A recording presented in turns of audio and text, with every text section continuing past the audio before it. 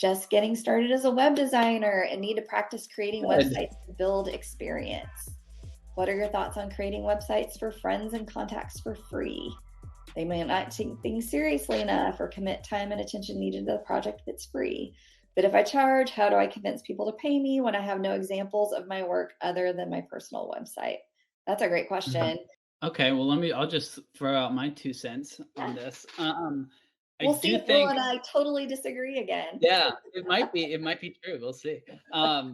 So businesses like my business and the ones I've seen, they grow kind of like from you out, so from your Mhm. inner circle out. So your first customers are gonna be friends, family, and then you're gonna sort of branch out from there, get the wider circles, and then maybe just people finding your website and reaching out to you.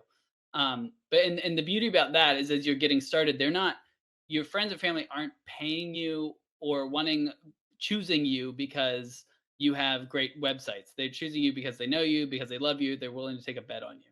So that is I don't think you don't need portfolios, you don't need any of that to get started as you're first getting started.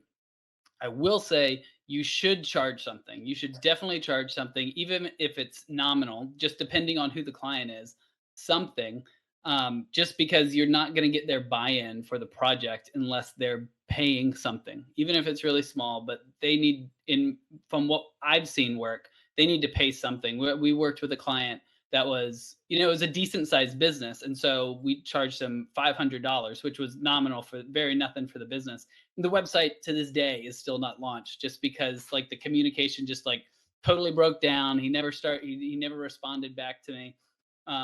And I think it was just partially because there was not enough, it wasn't worth it to them. The price they were paying meant nothing.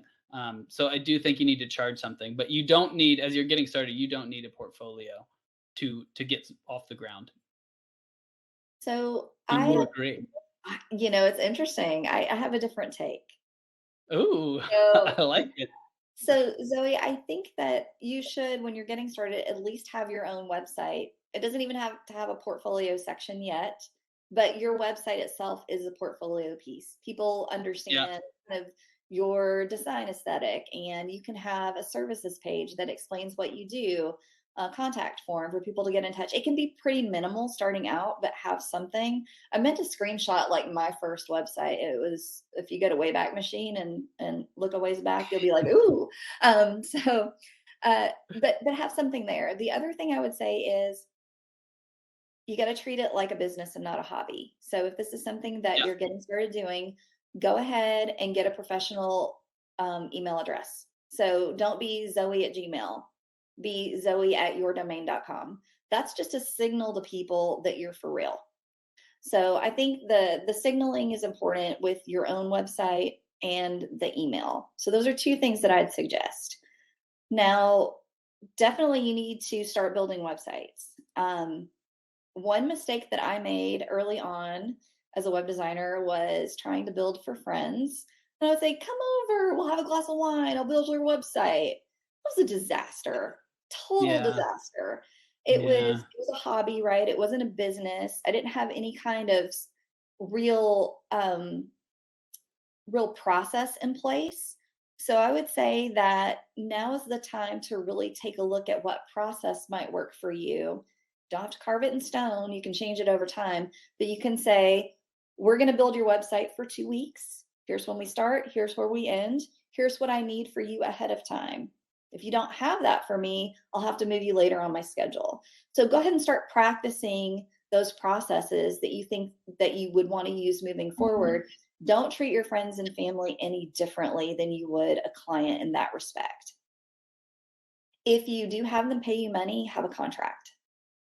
It Mm. doesn't mean you have to adhere to it. Like if things fall apart, you don't have to charge them a fee for disappearing. You can still make eye contact at the grocery store and that sort of thing. But just, again, for practice, because it's a business, have a contract of some kind. Now, Will said, yes, they should pay you. I actually want to kind of look at that through a different lens. So, with friends and That's a family, beautiful way of saying I disagree. I like it though. if you're charging them a small amount, they may want the moon for that small amount. So it's like, oh, I've paid Christy $200 for a website. Well, I want to look at 20 different colors of blue on the website. And then okay, can you show me what this would look like with a different layout? Because they know you're getting started and they're probably not going to totally trust you as the expert yet. So Mhm. if you do charge them, have very, very strict processes in place for how revisions work, how many you're willing to do, um, if they have to be live with you during the revisions, or if they can send you 50 emails, or if it all needs to be in one email. Be very, very careful with that. I almost lean toward for family and friends, say, I'm growing my business.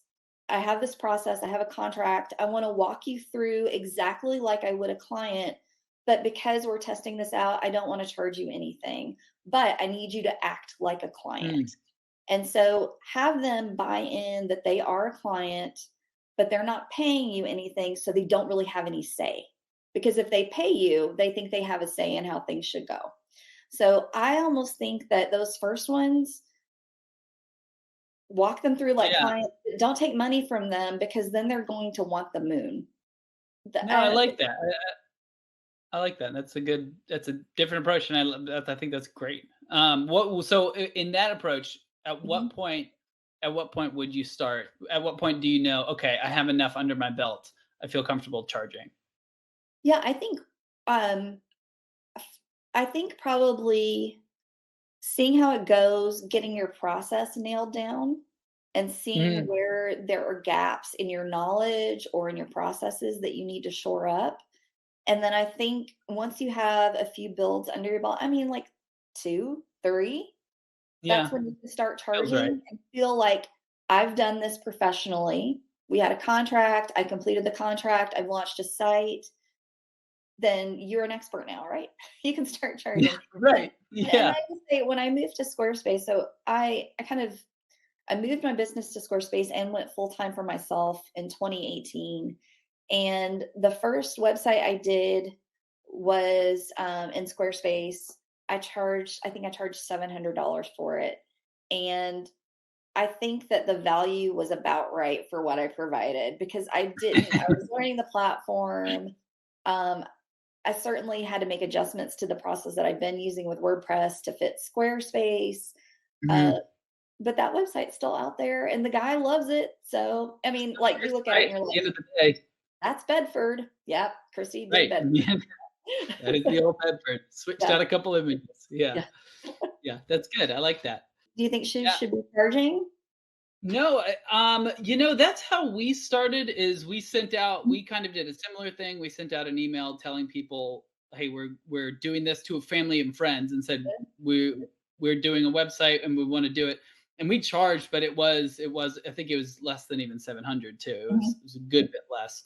Yeah. Um, but I mean, I think the core point that we both agree on is you've got to find a way to get their buy-in. It can't be like you said. We also tried some of those where it's like, well, let's just hang out and like have a drink and see if Yeah. we can put a website together. It doesn't work, and it just becomes a total drain on your energy and time. So do find a way to be professional, get Mhm. buy-in, make it a business, not a hobby. Get like a real email address that looks a Mhm. lot more professional.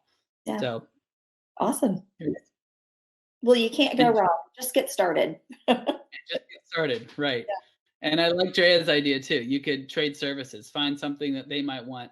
That's sort of like the middle ground between Mhm. paying and offering it for free. Just kind of Yeah. do it tit for tat. But again, find a way to get the buy-in.